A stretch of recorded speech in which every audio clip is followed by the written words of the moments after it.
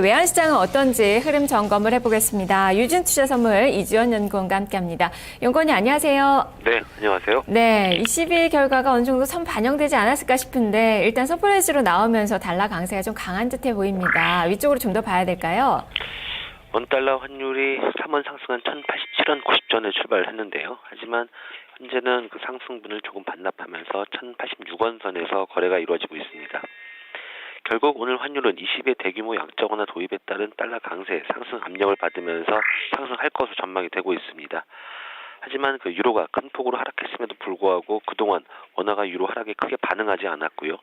또 어제 그 달러엔 환율의 오름폭이 제한되면서 오늘 원달러 환율의 상승폭도 이에 연동돼서 그렇게 크지는 않을 것으로 보여지고 있습니다. 마리오 드라기 22 총재는 오늘 3월부터 최소한 2016년 9월까지 국채를 포함해서 매달 600억 유로 규모의 자산 매입에 나설 것이라고 발표를 했는데요. 이는 총 1조 1천억 유로 규모로 시장의 예상치를 뛰어넘는 그런 수준이었습니다. 하지만 여기 환율은 약보합세를 보였습니다. 달러원 1결물이 1086원에 최종 호가됐습니다. 최근 1결물 스왑 포인트 플러스 1원 35전을 고려하면 어제 현물한 종가였던 1084원 90전보다는 약 25전 정도 하락한 수준이었고요. 달러엔 환율이 118엔대 중반으로 아시아 시장 때와 비교해서 상승폭이 크지 않았고 또 외국인 자금 유입 가능성 등도 환율의 상승 압력을 제한시킬 요인으로 보여지고 있습니다. 최근 환율이 1090원대에서 내고 물량 등의 거센 저항에 직면했었던 그런 기업들도 환율의 매수 심리를 위축시킬 수 있는 그런 요인이고요. 하지만 달러엔이 만약에 오늘 아시아 시간대에서 119엔대로 추가 상승한다면 원달러 환율 역시도 이에 연동돼서 1090원대에 진입할 수 있을 것으로 보여집니다.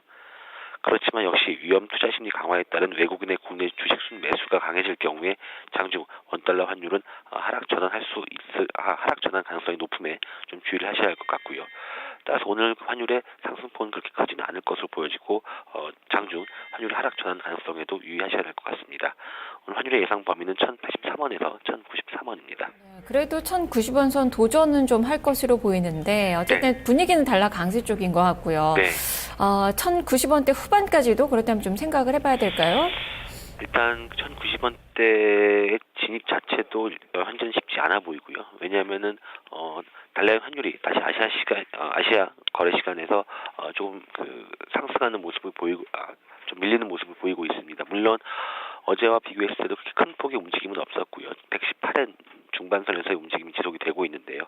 이런 레벨이라고 한다면 원달러 환율도 이에 연동돼서 움직이는 모습을 그동안 쭉 보여왔기 때문에 1080원대 중후반에서의 움직임을 보여줄 것으로 예상이 되고 있고요.